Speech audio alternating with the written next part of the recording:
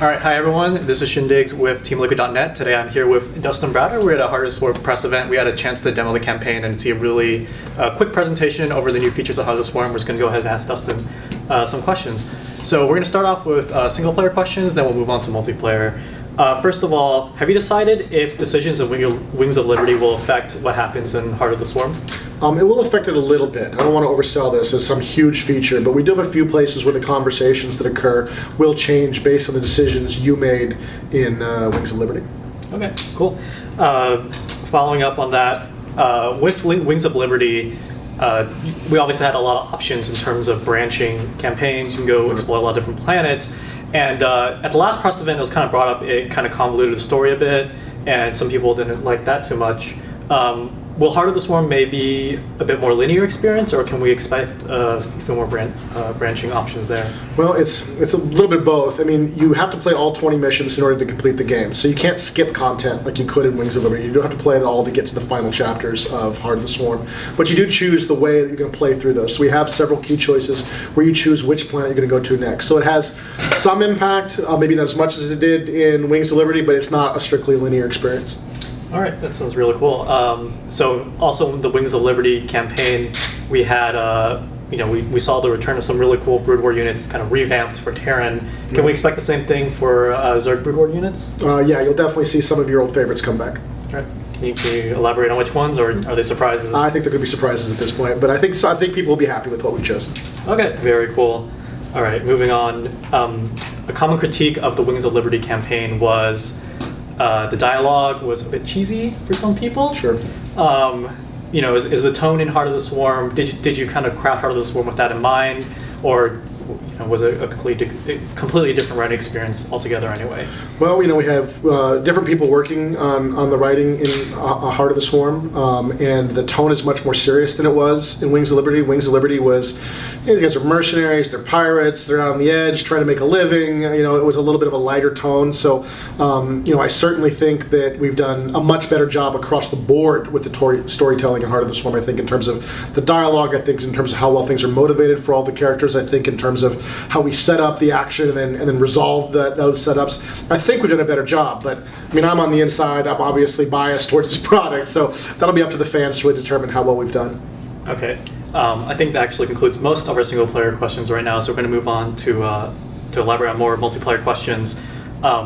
So with regards to multiplayer, a while back there was a lot of conversation about unit pathing, the game engine, the game pathing, and you actually went on the Battle.net forums to talk about, hey guys, we actually tweaked this, we saw it didn't change it that much, and that kind of closed the door on that. Could you elaborate more of what you actually saw? Yeah, so I'll say a couple of things about that. I don't think I handled that post. I think I made 2 or 3 posts on that. Not only did that not change anything, we didn't actually want to make that change, right? So we feel like players who are very good can and should split up their units, right? Because that's necessary for very high-level play. Players who are not that great should have the benefit of keeping all their units together, and that's the easiest thing to do. So I feel like the easiest thing to do should be for the new players. The hardest thing to do should be for the advanced players. And we were seeing, and we're still seeing some of this, players really starting to see the benefits of splitting up their units in pro-level play in Wings of Liberty. And we certainly hope that trend will continue to create these wider battlefields and spreading out. And we'll still see some pros mess it up. Like the minute the engagement occurs, they'll kind of control one, A move, and everything will close together, and the fungal will go off, and it'll all fall apart. So we're not really in a position where we think that's a positive change for the game. We think that would hurt the new user far too much, and we feel like the pros can and do have the ability to spread out now with the game. In terms of that specific change, it didn't actually do what it showed in the demo on the video, because what you tend to do when you play is you make lots of little moves around the map, and then everything just reclumps. And so a lot of the benefits of that change were non-existent. It didn't even do anything at all. It had no benefit. But even then, we don't really want that benefit. We want you to naturally clump, because that's the easiest way for the new user to play, and we want you to spread out if you're pro and elite, and you feel like that's a necessary thing to avoid a lot of the area effect abilities in the game, siege tank, side storm, fungal, all those kinds of abilities. Kind of following up on that, another discussion that was had along with the unit pathing was with regards to Xel'Naga watchtowers. So I'm not sure if you've watched a lot of the Pro League games, of some of the maps don't have Xel'Naga watchtowers. People were really interested in that dynamic. Have you been experimenting with removing some Xel'Naga watchtowers from some maps, or are you because right now they're a bit ubiquitous to all the different maps. I mean, it's certainly the choice of anybody who runs a tournament to do whatever they want with their maps in regards to something like a watchtower. So just another terrain feature like a cliff, or or where an expansion is located, or anything like that. We certainly feel like they're a positive influence in the game. We feel like they add a lot of strategy. We feel like they add a lot of value to controlling different areas of the map. So we're not really pros on like a watchtower or antis on like a watchtower, but we do think they add value, and we'll probably continue to use them on our maps for some time to come. Okay. Excuse me. So with regards, kind of shifting gears a bit to the arcade section of the multiplayer.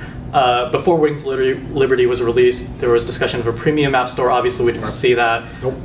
And a lot of interviews have come out where you said it's going to be a really big, a really key feature in Heart of the Swarm. Could you comment on the? No, I don't. Oh, no. I don't think I've said that. Maybe I have. I certainly have. That was wrong. Okay. The marketplace is something we're still looking at and working on, but it's not anytime soon. Okay. The marketplace is something we would be considering for Void or even beyond. I mean, there's so many details to work out in terms of making sure that the rights of a map maker are protected, making sure that we comply with all the legal issues that exist in all the different countries all over the world about how we sell this content, how we allow map users to sell it to one another. It's a ton of work for us to set this up and make sure it's done correctly. And so it's not coming with Heart of the Swarm. I certainly hope I didn't promise that. If I did, I'm very sorry. That is not true. And it's not coming anytime soon. I wouldn't expect it 2 months after ship of Swarm. This is quite some time before we're able to get that into play. Well, it seems like these kind of things take a lot of time. What's the current vision for the premium map market right now? I mean, is it still very close to the original, or since there's a lot more time that needs to go into it?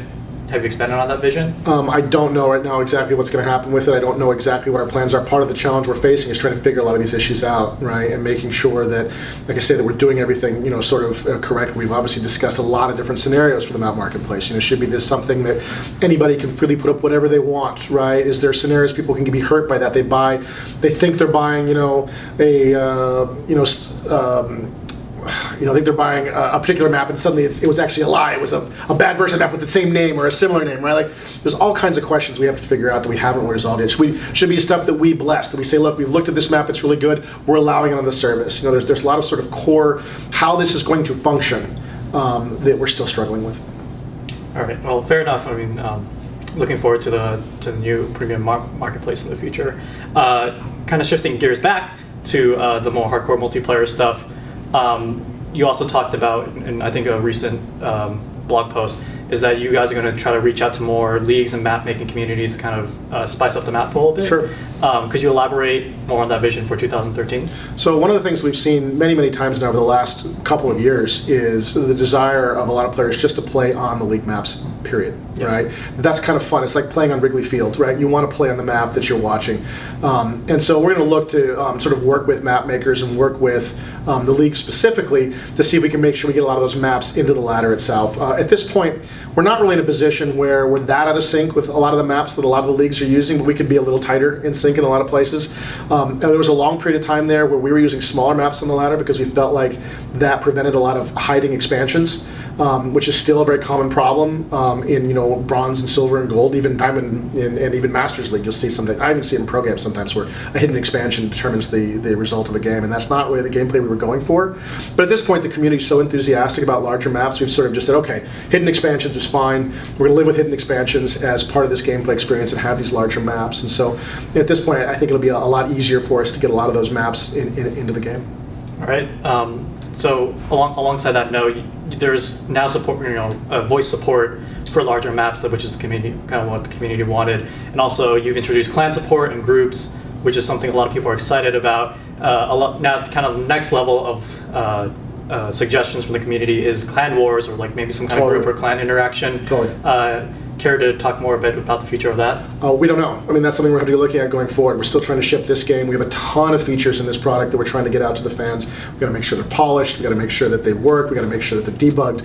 And that's what we're working on for the next several months, in sort of preparation for this final launch, is making sure all this stuff actually works the way we've advertised it, the way we've said that it's going to work. And then we'll obviously start talking about, all the features that we've all wanted, for quite some time. Clan wars obviously being, something at this point that's sort of hanging out that seems to want to happen, just because we put clans into the game at this point. It seems a shame not to have something. Automated tournaments is something we've wanted to have for quite some time. So there's still future, sort of improvements coming to the product. In Void, before Void, all along that timeline. We've said for a long time now that Battle.net is about releasing the stuff when it's done, and we're about to be done with a bunch of stuff, so we're going to release a bunch of stuff. But if we have some of this stuff between now and Void, we'll release it then. If it's come at Void, we'll release it then. If it's after Void, we'll release it then, right? But yeah, there's still a lot of stuff still hanging out that we'd like to get to. Yeah. So the esports experience with StarCraft 2, like just with regards to the game client, has kind of changed since the release. So if I were to tell my personal story, when the game was released, I didn't feel like the esports experience was like, in the client, not right there, like not a lot of coverage maybe on the Blizzard blog sites. And since the past couple months and even year, obviously it's improved a lot, Sure. Especially with WCS. Kind of what's your philosophy of like kind of bringing the esports experience closer to proximity of the game, or is there a limit to which you can push them both together? I don't know if there's a limit, but if there is a limit, we're not there yet, right? Like there's a lot more we would like to do to get the client and to get esports connected together and get a lot more timely and efficient information to the client. We feel like there's probably still a decent number of users out there who are not really that aware of esports, who aren't really engaged or plugged in, and we know that there's millions of them who play campaign only, right? Who have no idea what Team Liquid is, have no idea what MLG is or what a GSL is, right? Those have no meaning to them, and we think they would probably have a lot of fun with this if they got the exposure. So we would like to get a lot more exposure of esports and this community into our client. All right, so do you have any, as we wrap this interview up, do you have any final words for the TeamLiquid.net community and maybe the community in general? Yeah, we've been very fortunate at Blizzard to be able to have such a passionate, engaged community that has really brought their enthusiasm for StarCraft 2, their demand for quality, their suggestions for how to make the experience better to us. I don't know any of the developers, or many other developers certainly, who have this kind of esport community, but I can go home tonight and watch some of the best players in the world playing Heart of the Swarm Beta and really see how good this game is, or bad it is, or where it's going right or where it's going wrong. This is incredibly valuable to us as a development team, and everybody out there who's playing the beta, who's streaming, who's posting on forums. They're all coming together to try to push StarCraft 2 to be the best possible game that it can possibly be, and for that we are absolutely grateful. All right, well, thank you so much for your time, Dustin, and you can go ahead and check out TeamLiquid.net for more coverage on Heart of the Swarm and StarCraft esports. Thanks.